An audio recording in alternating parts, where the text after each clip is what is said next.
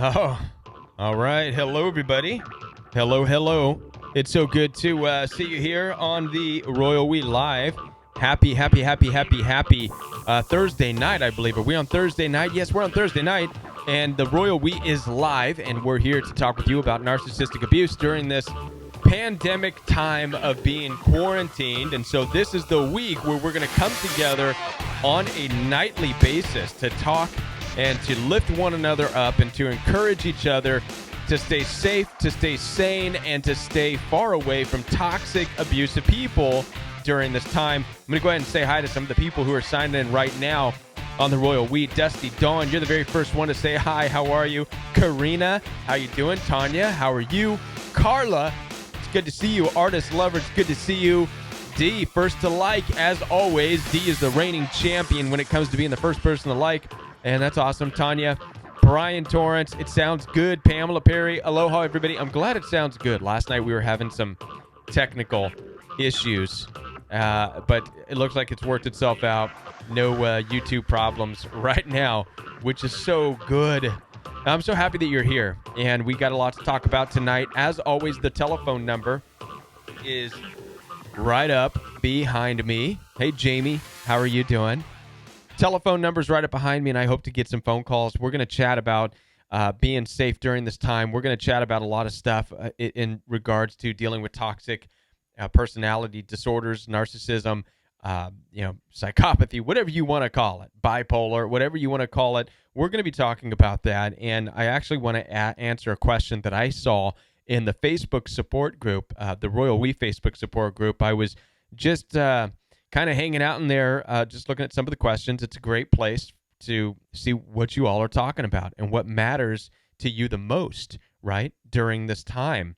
And so let's go ahead and get started right now with answering a question that I saw in the Facebook support group. I think it's important. It's an important topic for us to talk about, and it has to do with understanding how and why we get stuck in trauma bonds. And here's the exact question that was written by somebody in the support group. It says, is the abuser always responsible for the creation of the trauma bond? And now, how many of you know what a trauma bond is? The trauma bond is that unseen bond between you and the toxic, narcissistic person that you are dealing with.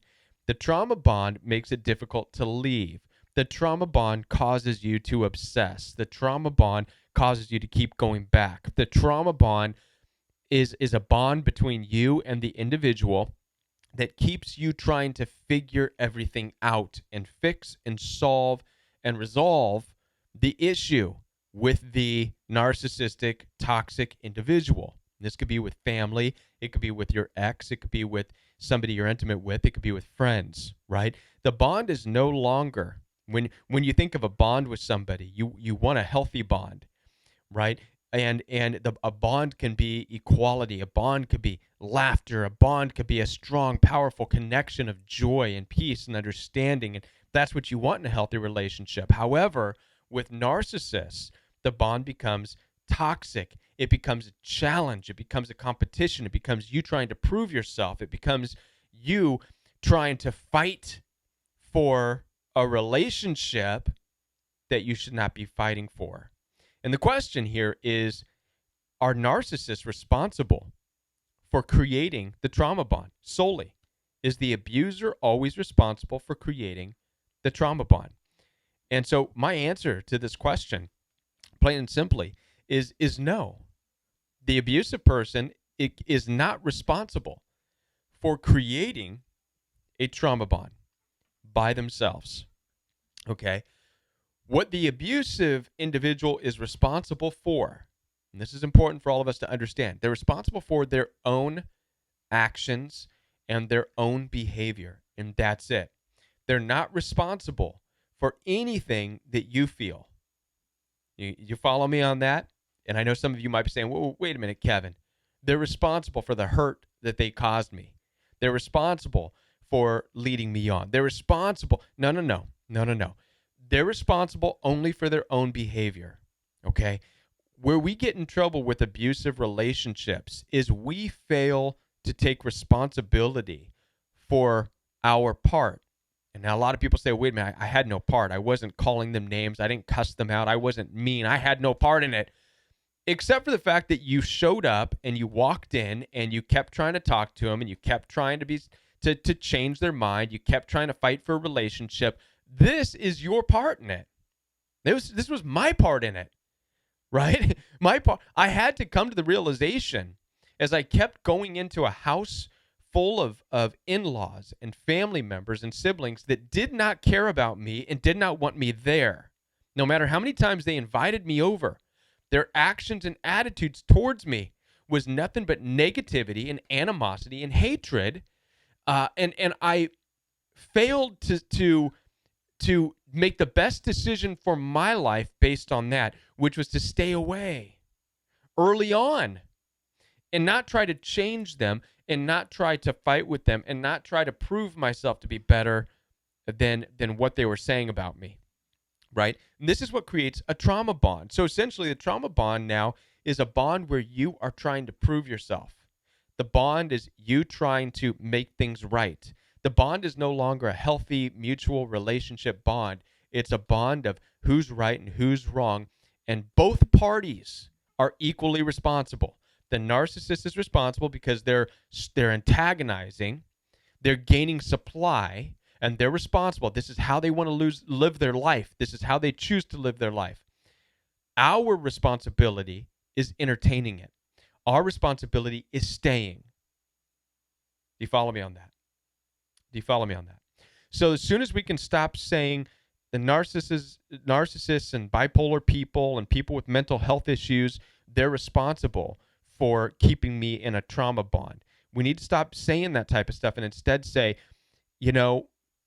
they're responsible for being crazy, mean, absolutely out of their mind, liars, cheaters, fight starters, troubled, angry, bitter, miserable people. They're responsible for that.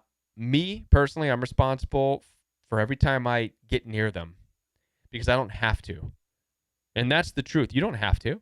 Listen, how many of you think that you still have to visit your parents? How many of you think you have to talk to your siblings? How many of you think you have to, right? We live in a culture of too much of this have to. Oh, you got to. You got to. You ain't got to do nothing except make sure you maintain your peace about you and you do good things and you be the person that you've been called to be in this life. That's all you've got to do.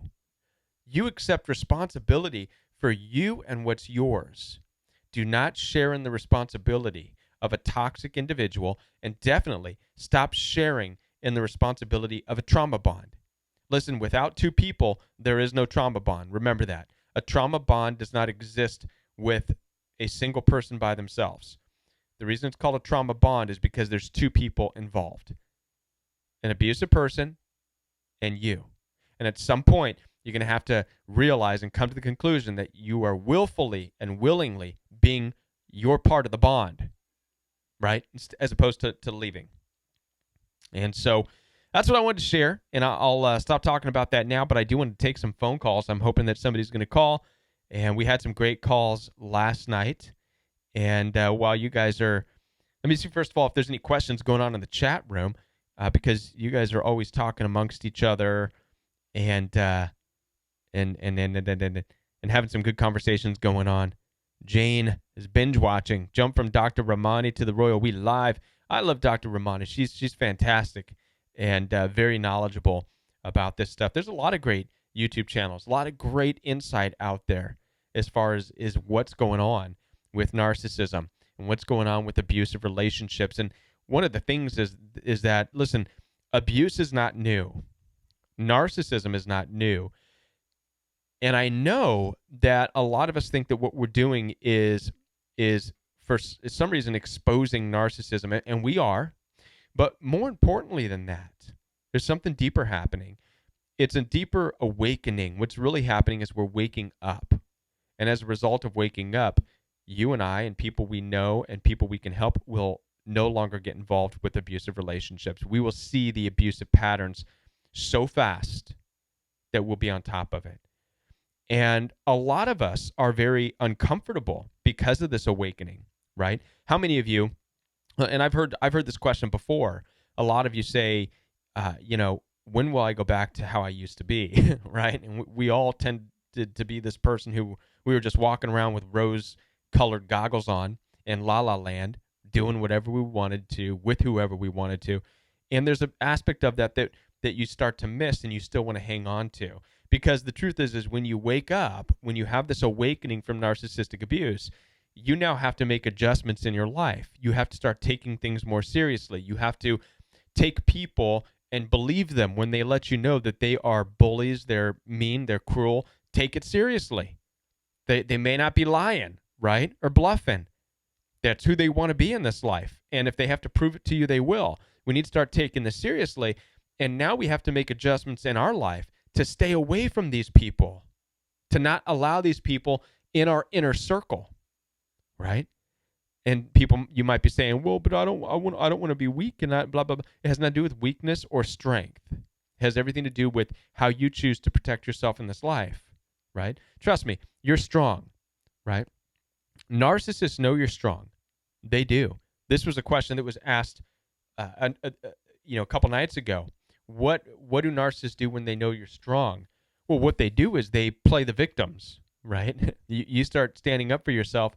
They act like the victims. They flip the script and call you the bully. So you are strong. Don't ever think that you're not strong because you're staying away from narcissists. You're just staying away from the drama. You're keeping the trauma bonds out of your life. You're holding out for only good, healthy bonds, okay? Narcissists won't mess with you as long as you do not go creeping into their territory trying to change them. Did you catch that? Narcissists will not mess with you so long as you're not trying to creep in their territory messing with them. And if this is the truth, then if they're creeping on your territory and if they're trying to cause you problems, call them out immediately. Don't hesitate, right? Say get off. Like if they're on your property, if they're at your door, call the police, call law enforcement, right? They're trolling your social media. Just start tagging all your friends saying this person's trolling me. Check this out. Stop playing games. But this only comes when you act like you never had anything to do with them, and you have to act like they no longer mean anything to you because they don't. They can't.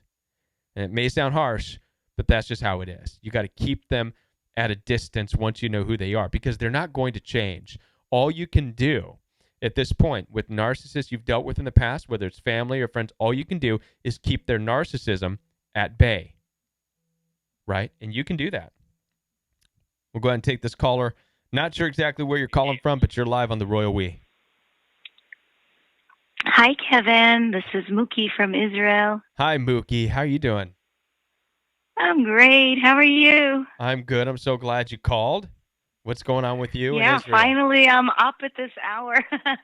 Yeah. I keep missing your broadcasts, which I watch later, but so I hope you're all safe. Yeah. How's everything? Very worried about everybody. How's everything in Israel? Are you all on lockdown right now as well because of the coronavirus? Yeah, of course. Mm-hmm. Yeah, we're all locked down and safe. Good. Thank God we're all safe. We have everything we need, and I mean this virus also in regards to narcissism. I mean, I sent my narc away, and I'm so grateful that I was strong enough to do that because I really wouldn't want to be stuck in quarantine under these conditions. And I think it intensifies what I see right now in regards to being with narcissists. And I kept wanting to call, but you were saying such important things that I didn't call because I wanted to hear what you have to say. Yeah. Well, thank you. It's good to hear from you. Do you have any thoughts about what it is we're talking about the trauma bond and how it's a shared responsibility, right? Is that what we were talking about? Yes, it definitely is. It definitely is, and you've mentioned our part, which is to stay away. Mm-hmm. And God knows how many times I failed to do that, and I used to get really angry with myself, but it happens in little shifts where I I used to talk to him a little bit more, and the more I did, in the beginning, I was very emotionally struck by all the abuse, Right. and then I distanced myself. I remember even Blue and Tanya and all these great people with a lot of experience, telling me disconnect from your emotions, just think logically, just Right. observe the situation. Very And the important. more I was able to do that, I started recognizing how I'm bonded, what bonds me, my fear of just letting go and understanding that his opinion doesn't really matter to who I am. It That's doesn't right. define me. That's right. Um, and it hurts me just because my heart is open to that person. Right. And if I distance myself, it won't bother me at all. Right. Right. That's great. No, And that's it's it. okay if people don't like me. Then nobody has to. It's not mandatory to like me. Right. But you're so And if you're they so don't like me, likable. that's okay. You're so likable. I can hear. I am even looking at people in the chat room right now saying, like Dee says, caller has a good heart, right? So you can hear a person's heart just through their voice, and you do have a good That's heart. true. You have a good heart. We can Thank hear that. you. We can hear Thank that you. in your voice and your temperament, and it's crazy when just to think that there's abusive people who can listen to someone like you talk and just be so filled with misery and hatred and bitterness and want to bring you down. And that's what happens to Yeah. all of us. And the distance is so important because what Yeah. people need to understand about dealing with narcissists and the trauma bond is that you get yourself in their world. And most people tend to look at the world through some sort of biasness, right? We see the world as we see it. Narcissists see the world for the most part as very negative. They have to be, everybody else is negative. Everybody else is out to get them. They have to be on top. They have to win. It's They have a very weird worldview, but it's theirs. Okay. And nobody's going to change their worldview. And so when you engage with them and the more you hang out with them and the more you're with them, the more you're actually in their world. And that's where the abuse lives, is in their world. Yeah. And so That's true. what we all have to realize is that the name calling and the put downs and all this stuff only exists in their world. And now one of the greatest manipulations and lies that narcissists pull on all of us is to get us to believe that their world matters to us. Okay? That's what we need to understand. That's the manipulation. That's the magic. That's the spell that's cast over us. That's the Jezebel spirit. That's whatever it is. It's their world telling us that that's the world that matters. And so as we're in that Yeah. world and we're being demeaned and we're being devalued, it feels to us like our world is crumbling down. It feels to us like nobody likes us. It feels to us like nobody is for us. And that's because we have become so entrenched and bought into their world that we no longer Yeah. have our own world that we live in. We only live in theirs. And so we have to get out. This is important with going no contact. And however long it takes going no contact, 1 year, 2 year, 3 year, 4 year, 5 years, the moment you're healed is the moment you're able to look at the narcissist, whether it's your family, your ex, whoever it is, you're able to look at them and say, oh my gosh, what sad people. They are. What a small world. What a small little Yeah. circle of people. I can't believe that I felt like that was such a huge world to me. It meant the world to me, and it's so small. It's Well, it so meant the world. insignificant. It's so insignificant. I think it meant the world for me as long as I was in the part where he was mirroring me and mirrored what I wanted to see. That's how it creates this situation. Right. But once they try to turn it on you and insist that you're a problem, insist that you deserve all kind of abusive behaviors, Yeah. it takes a minute. It takes maybe longer than a minute. It's taken me almost 4 years, but I'm right there I'm with doing you. it. I'm not giving up. I'm not giving up on it because logic. I want to strengthen my logic and my sight at what I see, and not let my emotions get the best of me. Absolutely. And Yeah. yeah. All right.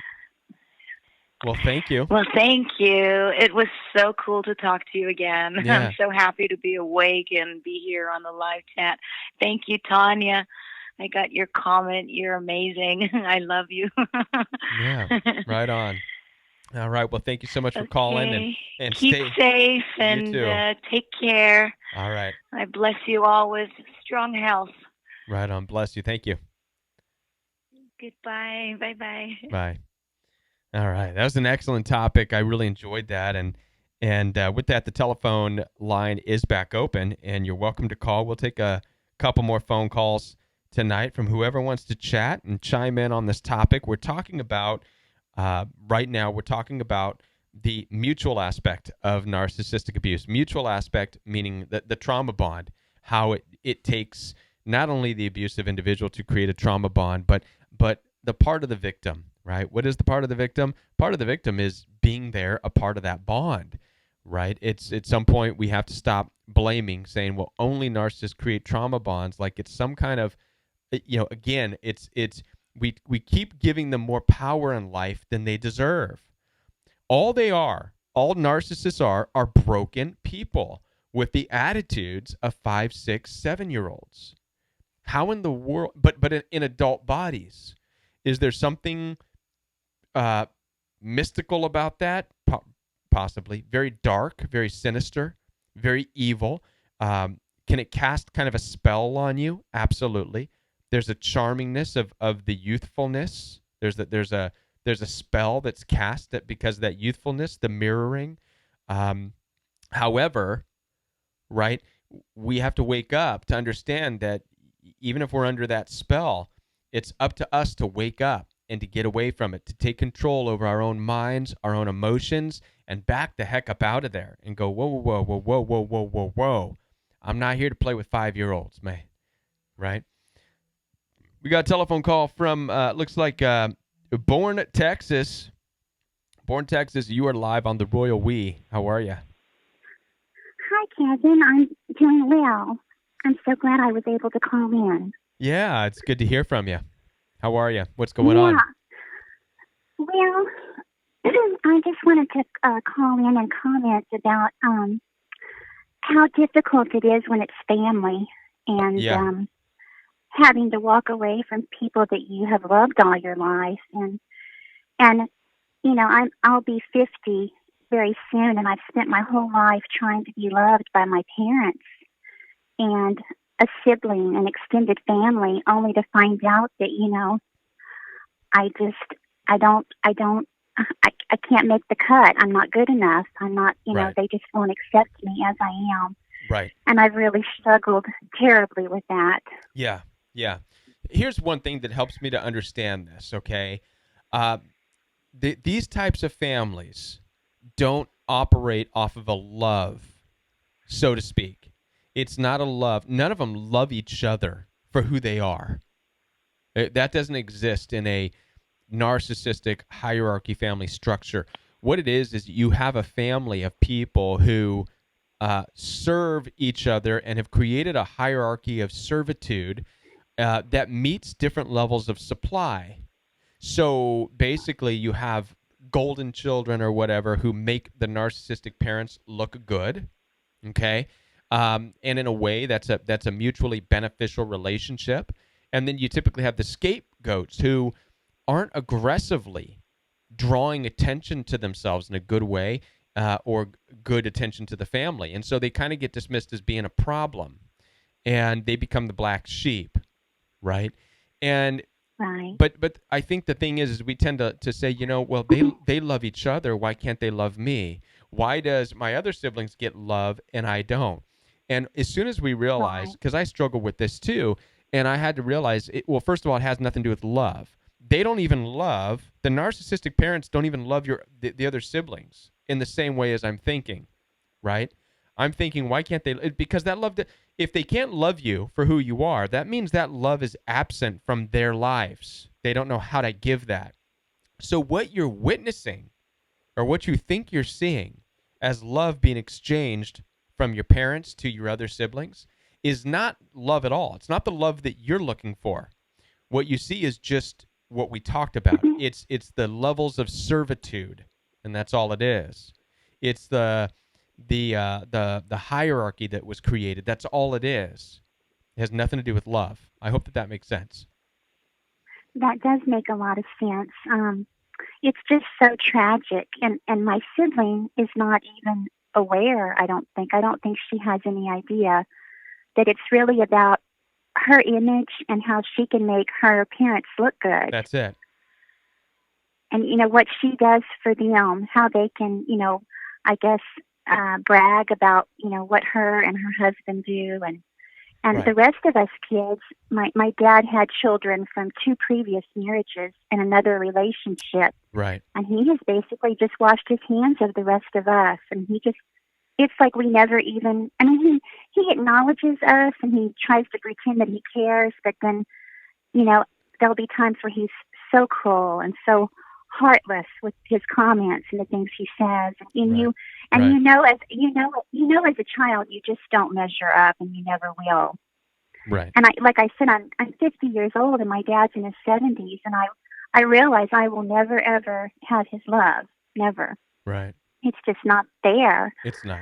So that, and it's a lifelong trauma bond. Yeah. It seems like it goes on forever, and all you can do is walk away. That's it. That's it. And And so it is sad. heartbreaking. It's heartbreaking. It is. It is heartbreaking. And also, you have to understand also the cultural implications.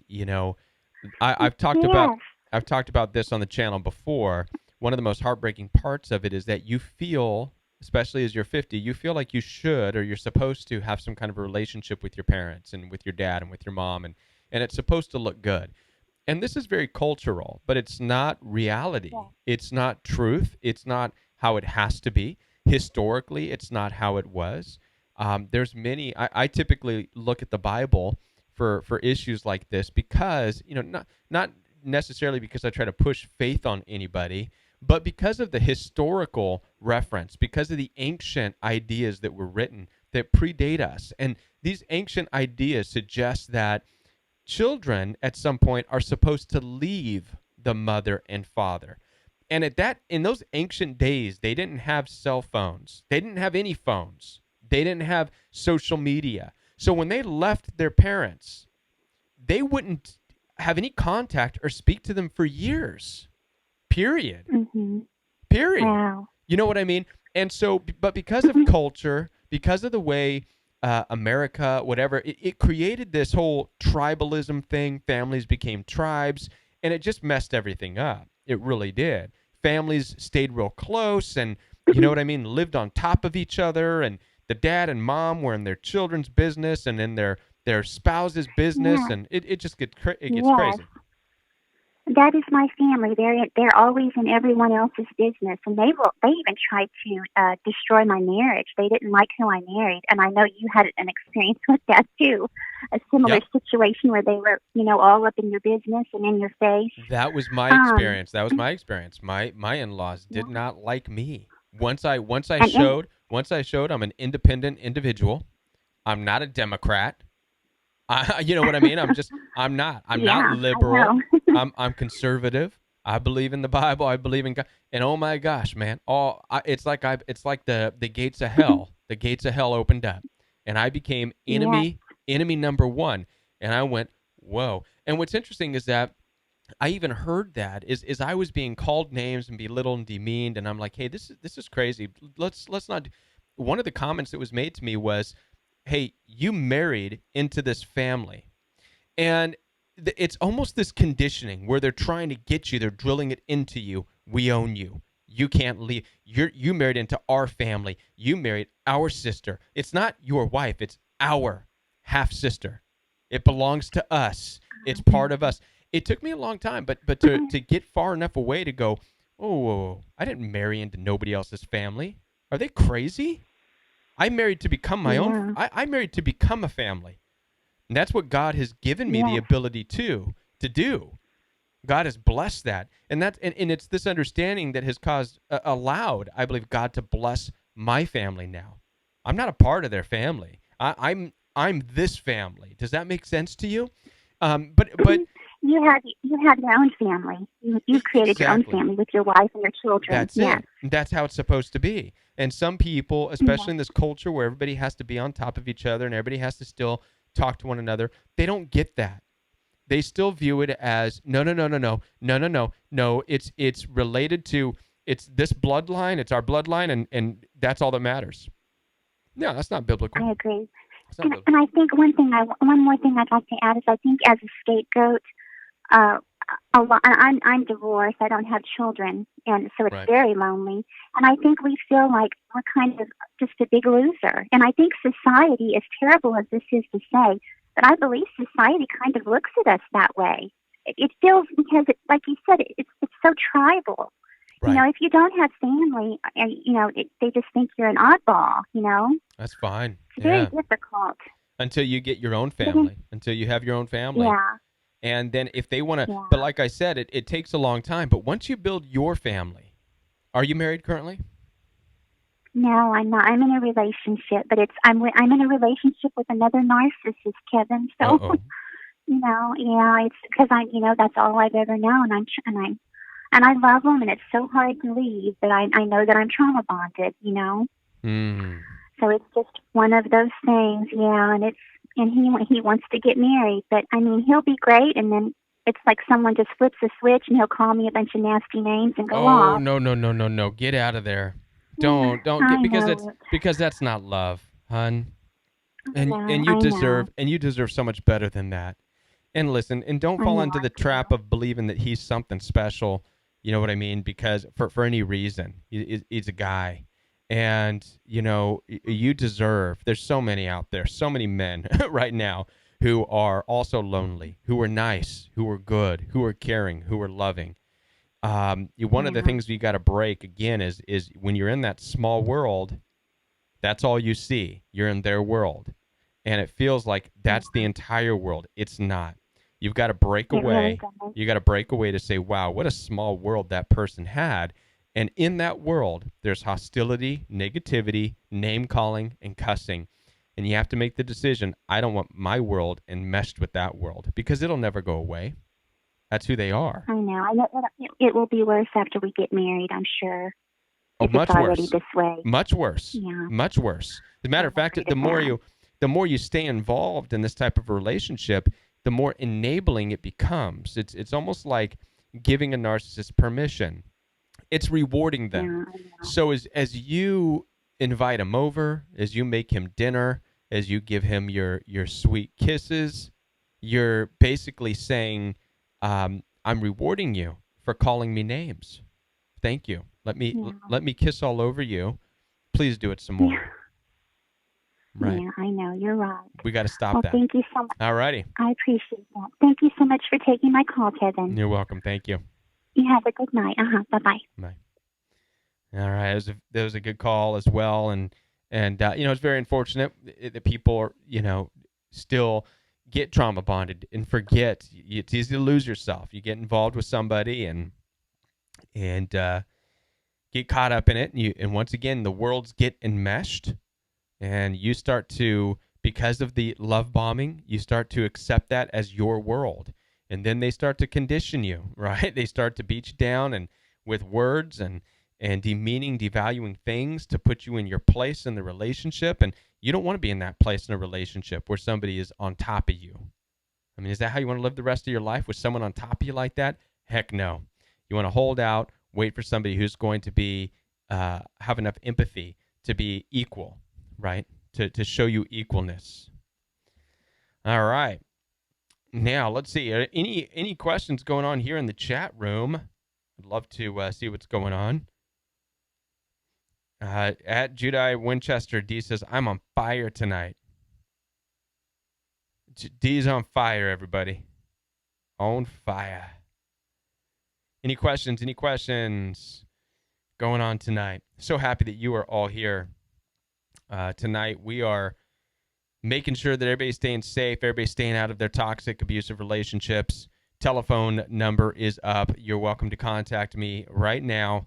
And I, take advantage of that, being able to talk and chat about your issues and answer any questions, things you're back and forth on, uncertain of. Those of you who are struggling right now with wanting to reach out and talk to narcissists during this time, during this pandemic. I know that I struggle with this. Okay, this is I'm just being real. I'm sharing my heart with you, the Royal We family. I struggle. I've struggled over the past week because of the pandemic, because of things. I struggled in my own heart to justify doing the right thing by walking away, cutting people out of my life. Sometimes these pandemics can make you question that. Is that the right thing to do? Or should I be the loving person I want to be? Should I make sure they're okay? And I have to realize that that's the kind of stuff that has gotten me into trouble in the past, especially with narcissistic people, because they don't want that.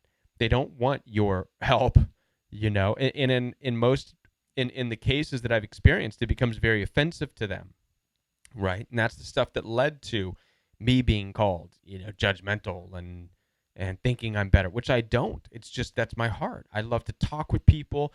I love to work out problems with people. And narcissists don't.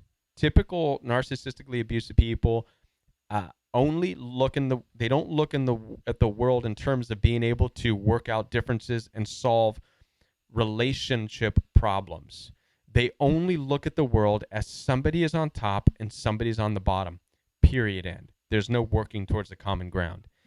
And a lot of this has to do with the way they were raised. And so here we go. Here's a good question from Tanya. Tanya saving the night with her questions here. What is your opinion on Wanderlust? Wanderlust? Tanya, is that a band? Is it like a musical band? Wanderlust? I don't know what Wanderlust is. Excuse me. Let me Tanya's intrigued me now. I don't know what Wanderlust is, so I'm going to look it up real quick. And while I'm looking it up, you all hang out and chat. I'm going to look up Wanderlust and see what it is. Okay, so it's a strong desire to travel. Wanderlust. What is a wanderlust person? A wanderlust person is a very strong desire to travel. An example of a wanderlust is someone who, just after returning home from a 2-month trip, immediately starts planning their next one. Okay. What is my thoughts of it? I think it's fine. I mean, you know what I mean? As long as you're not in this, there's, I personally would love to travel the world. Now, if you're fooling somebody, telling them, oh, no, you'll stay there. We got a telephone call. And then, Tanya, I'll answer your question. Talking about... This is Tanya. Tanya! Yeah. Oh, my goodness. What's going on, girl? I'm so happy that you're calling. What's going on? No problem. It was actually a question that Mike posted. Okay. In the chat group. So let me go back and find it really quick. And it was, what's your opinion on wanderlust? Sometimes I feel so depressed and lonely. I need to travel somewhere new, either with a friend or on my own. Do it. I say do it. That's great. That's fantastic. Are you kidding? I mean, I was just sharing. I personally would love to travel, right? I don't understand the terminology being used. Wanderlust. You know what I mean? The lust of traveling. I don't know. Well, I think it has to do with just maybe cabin fever would be a synonym for wanderlust. You don't want to sit in one place. You want to go. Gotcha. If it's your, I don't know. I mean, if it's your life, if all you do is go and maybe just get in relationships with people and then leave, you know what I mean? And travel somewhere else and get in relationships with people there and then leave after making promises. No, I'm going to be here. I love you and you're my everything. And then a month later say, oh, I'm out. I'm going to travel to somewhere else. You know what I mean? If that's your life, okay, that's an addiction probably. And I can see that being a wanderlust. But if you are somebody who is not well traveled, like I'm not, but I have a desire to be, and you know what I mean? And you're single and you're not strapped down and you don't have the intentions of going and stirring up intimate relationships with people just to leave them, but you just want to travel just so you can experience the world and collect data for yourself, input, like Johnny Five from, Short Circuit, input, and just travel the world. Input. Yeah, then go for it. It's better to do that. It's better to do that than to hop around and get in stay local, get in relationships, and you know what I mean? If you have that restlessness, then take just a good friend, a buddy, another guy or whatever, and just travel the world, see stuff. You know what I mean? Absolutely. Yeah. But, unfortunately, now you can't. So That's so true. I think right now a lot of this is just wishful thinking. What if I have wanderlust? Well, right now it might just be the fact that you can't even go outside your front door. So it's just kind of wishful thinking, and I think we're all getting caught up in that. Even I myself, I'm like, man, I'd love to travel to Hawaii. Too bad that's not going to happen probably ever again unless I get, vaccinated for all kinds of weird things. Then they'll let me on an airplane. Who knows? I don't know. But, but the idea of traveling, I think that's fine. I think it's great, personally. Yeah, and personally for myself, I love to see things I've never seen before and go places I've never been before. Yeah. It doesn't necessarily mean you have to leave the state or even your town. It just means, for me, it's a nice walk in the woods. Absolutely. Yep. Yep. So, and then to change gears from Mike's question to, I think we need to give support to Carla M., who's in the chat room tonight. She has a friend who left her narcissist husband or boyfriend, and a few days after that, he killed himself. Oh. So that's a tough situation to be in. So she left a toxic relationship with an abusive person who then killed himself? Yes. Wow. And it was a friend of Carla in the chat room. Oh, wow. That's really rough. That is rough. Yeah. And, that's rough. You can never be prepared for that. And the guilt and of being the one to possibly cause that, I believe that it's important to know that you're not the cause of it, right? Nobody has that kind of power to just, I think that even with the pain that we've been through, right, that never crossed my mind personally. Yeah, I've had bouts of being disgusted because I didn't understand why I was being attacked or whatever. But it's and again, this is why it's important also that we really make sure that we know who and what we're getting involved with. Because you never know. And a lot of times we take people and their mental disorders, their mental health issues that they may be having, we take it so lightly. And when we do that, we take their burden onto ourselves when we get intimately involved. And if you're dealing with a person that has the potential, has that inside of them, where they've lost so much of their appreciation and value of life, it's a good heart to want to be involved, but not in that way, right? We've got to understand and figure out that we can be good friends, we can be good counselors, we could be good, you know what I mean? If we're needed to help, we can agape, right? We can have that agape love.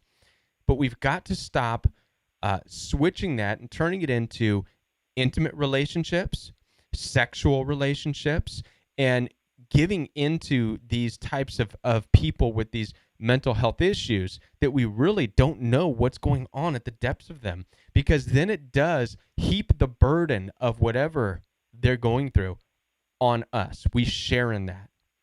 And it's so sad. It's gut wrenching. And like I said, there's nothing you could do to prepare for something like that. What can you do?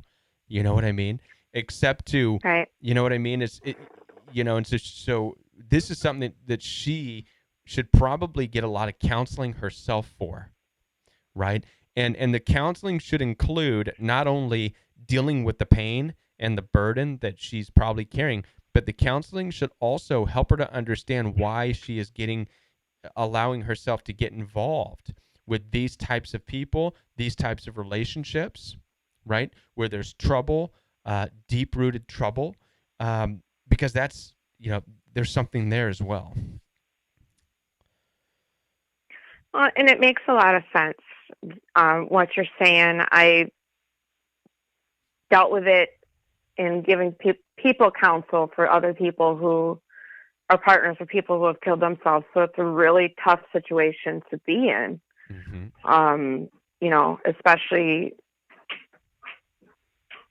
and I had a rough childhood myself, so I was suicidal as a child, and it's how I ended up being a cutter instead of suicidal. Mm-hmm. But that's based on my history of abuse.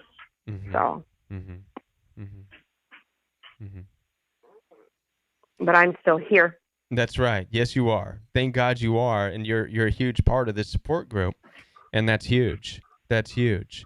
And I believe that it's very important. And even as you well, let me ask you this question. Can I get personal with you, Tanya? In a Sure. in any type of a and I don't even know if you're there yet, but any type of a possible intimate relationship that you go into, are you under the impression that it's best to be completely honest and talk about these things up front? The possibility that you've struggled with certain mental health issues as a result of abuse. You did experience cutting before as a younger individual. It's not something you've done anymore, but just to get that out there in case that ever becomes something that more counseling might be needed. Do you find that that's something that you always keep with you, or not so much? Well, I do have a partner, Mm-hmm. and she's been very supportive to my therapy process because I'm in therapy. Okay. But for myself, I have PTSD. Okay. Related to my childhood trauma. Okay. That was right. exacerbated not only by the end of my marriage of 24 years, but then the relationship with the narcissist boyfriend. Okay. So what you're saying, though, is in the answer to the question is yes, it is good to be honest and to be in therapy like you are, and to maintain that so both of you know you're still in therapy. You know why you're in therapy, because of childhood trauma, right? And that's important. Yes. And so chances are, because you're honest in this relationship and because you're still in therapy, should, God forbid, something happen in this relationship that were to end it, or this partner of yours were to walk away, that wouldn't stop your therapy, nor would it cause you to resort back into those old habits, because you're in therapy. Right. Do you see what I'm saying? Right. Okay. And I think that's what I find that's what I believe is important, right? And in these situations, like this girl who had a friend who was dating a person who now committed suicide, had they had a relationship where she knew of the issues and supported him to continue therapy, and had that understanding that he needs healing and therapy for himself first and foremost, you know what I mean? And it's just it's overwhelming, but irregardless, it's a painful thing to go through, and my heart breaks for that person. It's very, very traumatic, very traumatic. And it does for me too.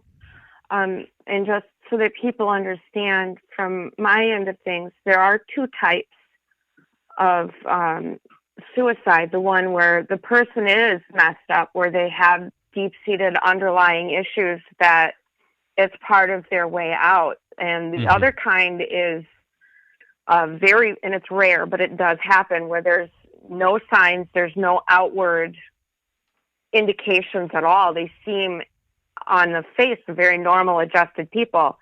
One day they're fine, the next day they're dead. But generally speaking, in my experience with narcissistic people, I know that my ex-boyfriend, who was a narcissist, struggled a lot with toxic shame. So to me, if a narcissist kills himself, which they're very likely to do, some of them are, it has to do with getting back at the person who cut them loose. Wow. Or the person that's injured them. Wow. But even that is difficult for me to understand, because a narcissist cannot be that when they have a life of bad experiences. How could it just be the one person that cut them loose? You know what I mean? That's wild to me. Wow. It seems to me that it would be their last and final, and without using strong language, the last and final screw you. Right. Yeah. To the person. Yeah. Very hard, very difficult. I know I've dealt with people in the past who have had narcissistic relationships where the narcissist would threaten that, saying, don't end this relationship. I'm thinking of offing myself and this and that. And my response to that has always been, take it seriously, but not in a way that you give in to them so that they win, but contact the police or something. This person's here. They're talking about committing, they're talking about doing this, and I'm worried about their safety, right? To me, that would be a better way of helping them in the situation. And then detach from it and understand that it's not you. And again, this is the thing. The narcissist wants to make you think that it's you, and it's not. I mean, if you were dating for 6 months or a year and a half, 2 years, 3 years even, for them to say, oh my gosh, you in my life for the past 3 years that's it. You're my only way. You know what I mean? That makes no sense. So it's a lot of times it could be used to guilt and shame, right? And we want to watch out for that as well. Yeah, and I have, in my experience as a pastoral counselor, I've had some people who are in relationships with others who would threaten, well, if we break up, I'm just going to kill myself. You can't do this to me. You're my everything. Right. But to me, that's guilt and blackmail, and you as an individual can't be responsible for somebody else. Law enforcement, and again, take it seriously. A lot of times, when we're involved with narcissists, we hear this stuff and we dismiss it. You know what I mean? Oh, they're just being crazy again, or no. We need to start taking people a little bit more seriously with some of these things, and be responsive, not reactive, but responsive in a very responsible way. Yes. All right. I agree. Right on. Well, Tanya, I'm glad that you called. Thank you. Hope everything is okay over there with You're you, welcome. and you're staying hunkered down and healthy. So far, so good. My girlfriend took a couple of weeks off of work because they offered it, and she works in retail for one of the big box stores, and the folks there the customers in the store didn't respect the social distancing rules. We're in Wisconsin, so we're under a lockdown, but yeah. I find it humorous that in Wisconsin, liquor stores are considered essential businesses. Oh, yeah, so is McDonald's. McDonald's is too. You know what I mean? Yeah. It's crazy to me. Yeah, McDonald's is essential business, but most it's just crazy. The whole thing is wild. All right. Well, listen, I'll let you go, and we'll wrap things up tonight, but I'm so glad that you called. Thank you. You're welcome. All right, Tanya, take care. You too. Bye. Bye. That was awesome. It's so good to hear from Tanya, and so happy to hear from you, Tanya. That was so good. What a pleasure to hear your voice on the show tonight. And with that, we're gonna wrap it up tonight. And want to thank all of you for being here on the Royal We Live tonight. And I want to invite you back tomorrow night. It's going to be the last night this week of being live on the Royal We. Now, I don't know as of right now if we're going to continue this next week. It depends on what's going on with my, my quarantine time as well. If I'm quarantined still next week, then I'll probably go every night next week as well. But I'll be sure to let you all know what's going on with next week's schedule. All right. And with that, be sure to like, subscribe. If you're not already a subscriber, subscribe to the Organic channel. And we'll be back here tomorrow night, the last night on the Royal We Live. All right, everybody? Let's go ahead and put on some music for Tanya and for Dee. Right now, some doots. Yeah. All right, everybody. Have a great night, and we'll see you tomorrow night, live right here on the Royal We. Doot.